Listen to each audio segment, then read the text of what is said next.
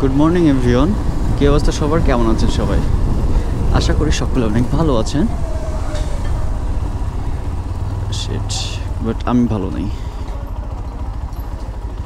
যাই হোক, এগুলোর জন্যই ভালো নেই।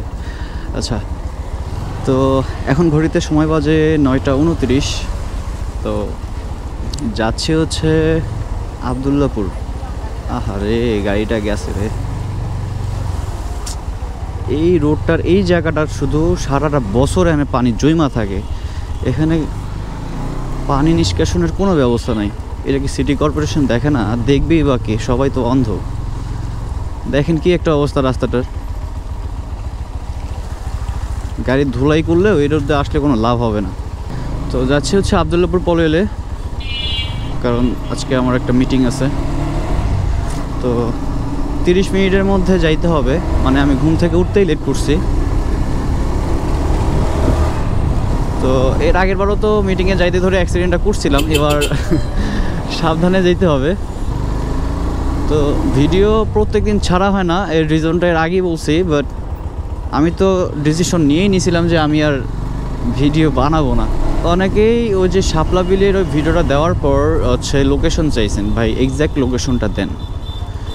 ভাই এটার এক্স্যাক্ট লোকেশন হচ্ছে, আমি আবার যাব, হ্যাঁ আমরা আবার মাছ মারতে যাব ওখানে। যাই হোক, এক্স্যাক্ট লোকেশন হচ্ছে, আপনি যদি ঢাকার ভিতর থেকে আসেন তাহলে আপনাকে আসতে হবে টঙ্গীতে। টঙ্গী স্টেশন রোড থেকে আপনি কালীগঞ্জ বা সিলেটের রোড ধরে মীরাবাজার পর্যন্ত আপনাকে যেতে হবে। আর মীরাবাজার থেকে হাতের বামে একটা রোড গেছে, এই রোড দিয়ে অল্প কিছু সামনে গিয়ে একটা পাম্প পাবেন। সে পাম্পের ডান সাইড দিয়ে একটা ছোটো রোড গেছে, এই রোড দিয়ে আপনি সোজা চলে যাবেন, তাহলে আপনি পেয়ে যাবেন আপনার শাপলা বিল।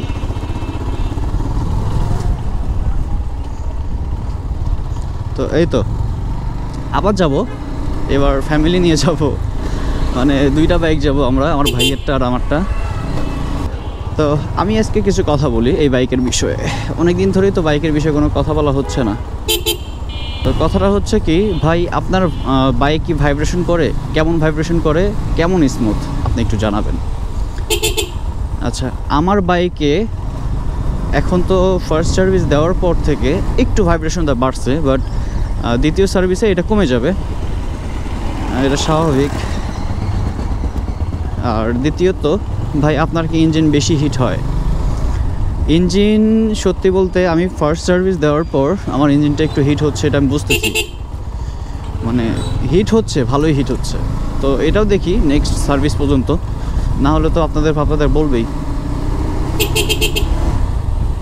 এই যে এই জায়গাটাতে আমি অ্যাক্সিডেন্ট করছিলাম এর আগের বার আমি মিটিংয়ে যাইতে নিয়ে। তো এই তো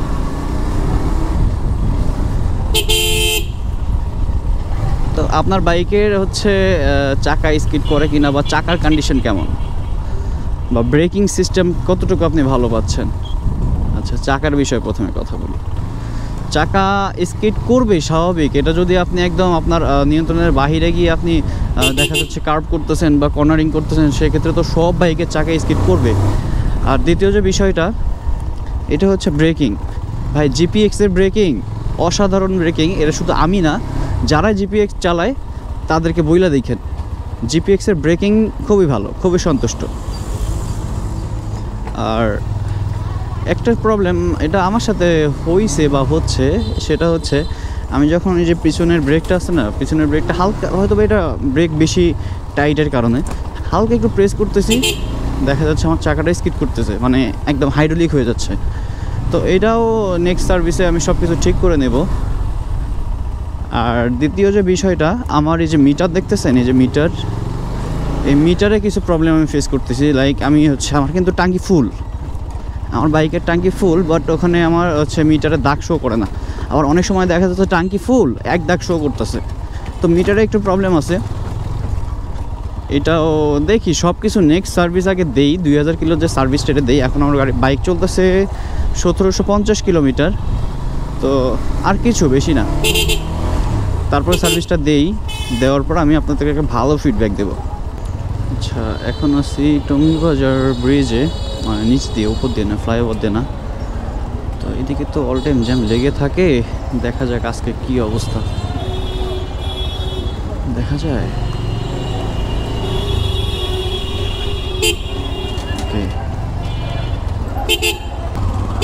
কি করতেছে? যাইতেও দেয় না, নিজেও যাইতেছে না, বিয়ার তো। যাই হোক, আমরা এদিকে চলে যাই।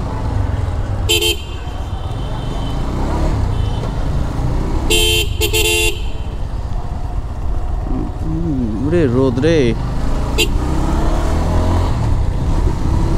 যাই হোক, সকাল সকাল একটু রোডটা ফাঁকাই আছে, প্যারা নাই। শুধু সামনে পুলিশ না ধরলেই হয়েছে।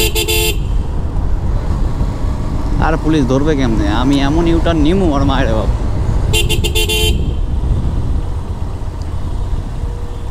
ওরে সামনে জ্যাম আছে, সো আমাকে ওদিক দিয়ে গেলে থাপ্পড়ে আটকাই দিতে পারে। বাট আমি তো সেই কাজটা করতে দেব না পুলিশকে। আমি কি করব? আমি এই যে এই দিক দিয়ে ঘুরে যাব। যাক, আমার 1 কিলো বেশি যাক, প্যারা নাই। বাট পুলিশের হাতে ধরে মামলা খাওয়ার মতো এই সুযোগটা নাই।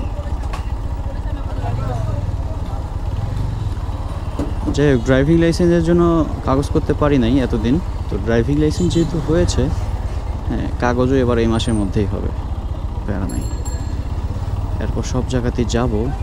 কী রে ভাই, এরা কী শুরু করে দিছে? কেমনটা লাগে? এই অটো বাংলাদেশে এত হইছে রে ভাই, কি কইতাম। অটো ঠেলায় এই যাইতে দিস।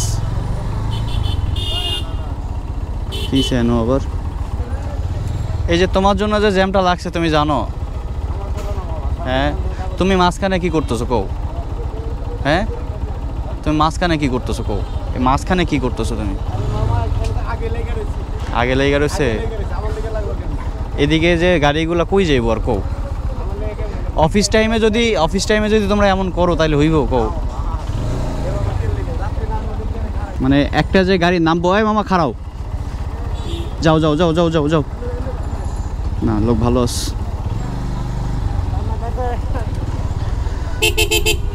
বেবি এই কিরে হন মারসকে? ভয় দেয় আজকে বেদব।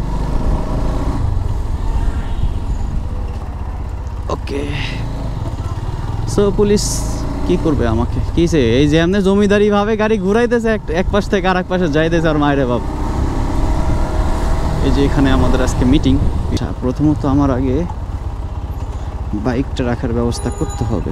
তো যাই হোক, মিটিংটা শেষ।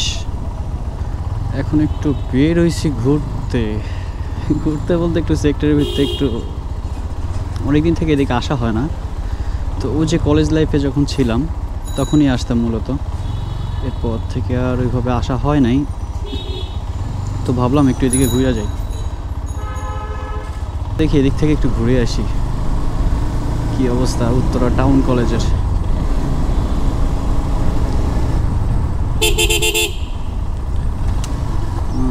টাউন কলেজ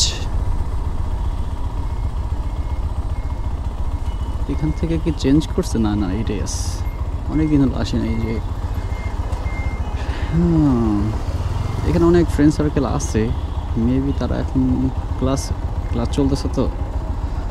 তো এখন এদিকে আইসা কোনো লাভ হইল না আমার। ভাবলাম যে ওগুলো একটু দেখা করি, জ্যাক প্যারা নাই। আমি একটু তাহলে একটু সেক্টরের ভিতর ঘুরতে ভালো লাগে, কিন্তু ওই যে প্রাইভেট কারগুলো সেক্টরের ভিতর একটু বেশি চলাফেরা করে, যার কারণে একটু প্যারা হয়ে যায়। তারপরও যেহেতু আসছি একটু ঘুরে যাই, এই আর কি।